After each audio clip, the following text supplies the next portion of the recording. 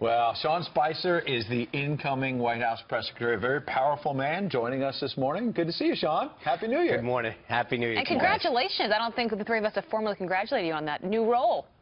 Thank you. I appreciate it. It's an honor. So tell us a little bit about the whole Russian hacking deal. You were on ABC yesterday saying that President Obama took too long and hasn't gone far enough. But do you believe that Russia was behind hacking? Well, it's not a question of what I believe, Ed. It's a question of what happened. And I think there's an intelligence report that's due out later this week. And once that report is made final and the president-elect is briefed, then I think we'll have a better idea of what to make of the situation. But rushing to judgment on stuff like this is not in anyone's best interest. But hasn't the CIA, pardon me, but hasn't the CIA and FBI already issued their own reports suggesting through the DHS that, in fact, Russia was behind the hacks? Even if you don't believe they influenced the election, weren't they involved in the hacks? Do you at least agree with the intelligence community on that? I think, you know, this is the report that you're referring to. It came out the other day. It's 13 pages. And frankly, and I don't mean to be disrespectful, because hacking is wrong. People shouldn't be interfering in anyone's, in not only elections, but in any kind of hacking. But that 13-page report is more of a how-to manual for the DNC as to how they can improve their IT security. It talks about how they were a victim of spear phishing, how there needs to be more staff training, administrative rights need to be changed, passwords need to be updated on a regular basis. Sure, they should have done a better job. I get that. But was Russia behind it, yes or no? But a question, there's a difference between whether they're behind. Look, there's a lot of, probing is the actual word when you go out and try to go to various sites. Whether or not they were hacked and they did anything is a completely different story. The way the mainstream media is playing this up is that they had an influence in the election. Yeah. There is zero evidence that they actually influenced the election. And I think that's what we've got to get away from, is allowing the narrative to become whether or not the DNC and other entities didn't have lax security, and whether or not there was an entity that actually influenced our election. Sean, you mentioned the president-elect alluded on New Year's Eve that there would be new information coming out. Is this a report you're talking about, or is there information the administration has specifically that may show a different perception one way or the other? Well, I think what the president-elect is referring to is that he gets briefed on a daily basis on different threats and issues facing this nation by his national security team and by other members of the intelligence community. So he is privy to information that nobody else is. But what I think what he is driving at is the fact that there doesn't seem to be conclusive evidence within the intelligence community.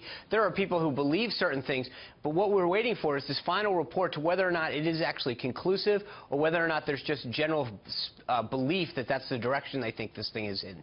Sure. All right, so a new year, a new administration coming in, a new cabinet potentially coming in. They still have to go, many of them, through Senate confirmations as a heated battle seems to be brewing on Capitol Hill. Senator Chuck Schumer, for example, he's vowing to make life miserable for some of Mr. Trump's cabinet picks, including the Secretary of State nominee, Rex Tillerson. How ugly do you think this is going to get? As Ed mentioned earlier on the show, you have Mr. Trump who said, behind closed doors, my relationship with Senator Schumer is actually much better. We figure out a way to get along.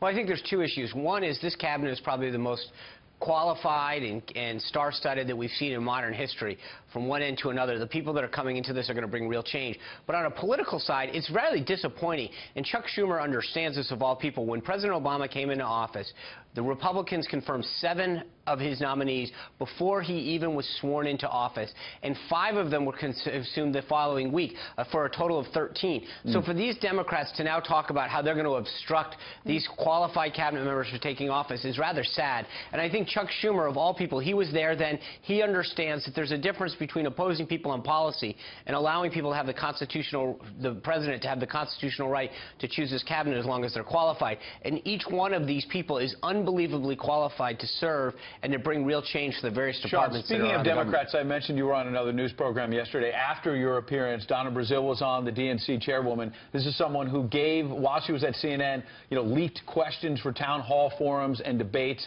to the Hillary Clinton camp, as you know. And she said on that program that she and other Democrats deserve a seat at the table with President-elect Trump. What do you think about her saying that? Well, I would argue that not so much because of their office, but President-elect Trump's goal is to unify this country and bring anybody together that wants to help move the country forward. You saw that when he met with the tech titans from around this country, Facebook, Google, Amazon, all these people who, frankly, openly opposed him. But at the end of the day, he understands the importance they play in creating jobs and moving economic growth forward. He wants to bring people together, whether or not they opposed him or not, to move the country forward and implement an agenda of change. So if Donna Brazile has ideas or other leaders leading Democrats, then we welcome that. We want people who share this idea of moving the country forward to be part of it, whether or not they're a Republican, Democrat, or independent. Sean, so much of Mr. Trump's ability to move his message has been to go above the mainstream media, using a Twitter account or other means to speak directly to people. We got to ask, because it's been a lingering question of mine, and we've talked about it here. Does the president-elect keep at real Donald Trump, or does he inherit at POTUS, which the President of the United States uses, and will he be tweeting from that after January 20th? I think he'll probably be tweeting from both or whatever he chooses.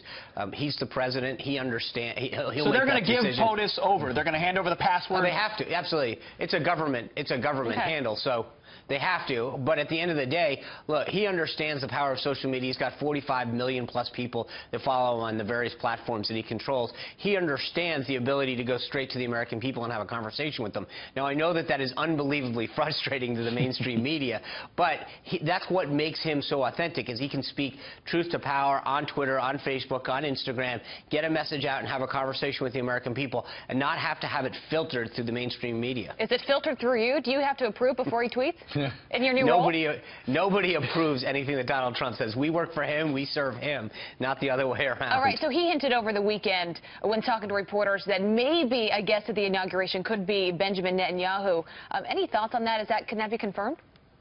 I don't think it's going to be confirmed at this point. I would refer you to the Presidential Inaugural Committee, but I can tell you that there are a lot of world leaders he's spoken to, over 75 of them, who are expressing a sense of new hope that this administration is going to give them a voice and an opportunity to talk about things that maybe they haven't been able to talk to with this current administration for the past 8 years. Call after call that he's having have this sense of refreshingness, of wanting to establish a relationship where they feel like they've been put on the sidelines for the last 8 years. And under a Trump administration, we're going to reassert America's place in the world and really have a relationship with our allies around the country in a way that we haven't for the last 8 years. Yeah, maybe an actual reset. Well, Sean Spicer, we appreciate you coming in. Happy New Year. Happy Thanks, New guys. Year, Happy Sean. New Year. Good to see you.